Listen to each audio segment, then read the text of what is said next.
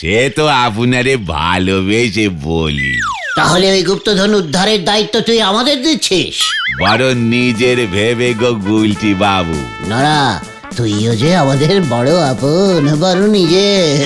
তাহলে চলো আমরা এক্ষুনি বেরিয়ে পড়ি গুলটে মামা। চল চল চল চল। দেখলি নরা আমাকে কি রেটে ভয় খেয়েছে, একেবারে গুপ্তধনের খোঁজ দিয়ে দিল।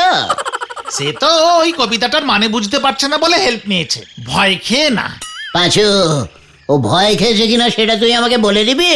তবে গুপ্তধনের এই সংকেত কবিতা নরাদাকে কে পাঠালো বলো তো?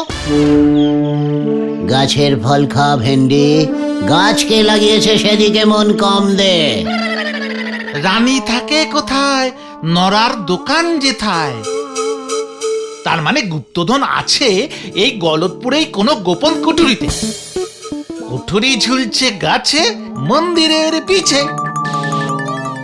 আর গলদপুরে একটাই পুরনো মন্দির আছে, তার মানে ওই মন্দিরের পেছনেই আছে গুপ্তধন। কিন্তু ব্যাপারটা কি এত সোজা? রানী বন্দি কুঠুরিতে, হাজার সেনার পাহারাতে, এটা ভুলে যেও না। ভালো কাজে ব্যাগড়া দেওয়া তোর বরাবরের স্বভাব ভেন্ডি। মন্দিরের পেছনে হাজার সেনা, ওইসব কবিতার ছন্দ খেলানোর জন্য লিখতে হয়। তাছাড়া বহুদিন আগেকার লেখা ওই গুপ্তধনের সূত্র, তখন সেনা থাকতে পারে, এতদিন পর সব সেনা মরে গেছে। ময়দান ফাঁকা, যাবো আর টুক করে গুপ্তধন উদ্ধার করে নিয়ে চলে আসবো। গুপ্তধন পেলে তুমি কি করবে গুলটে মামা? আমাদের ভাগ দেবে তো?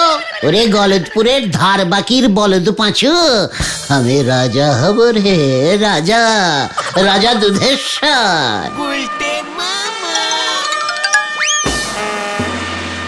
পাঁচু,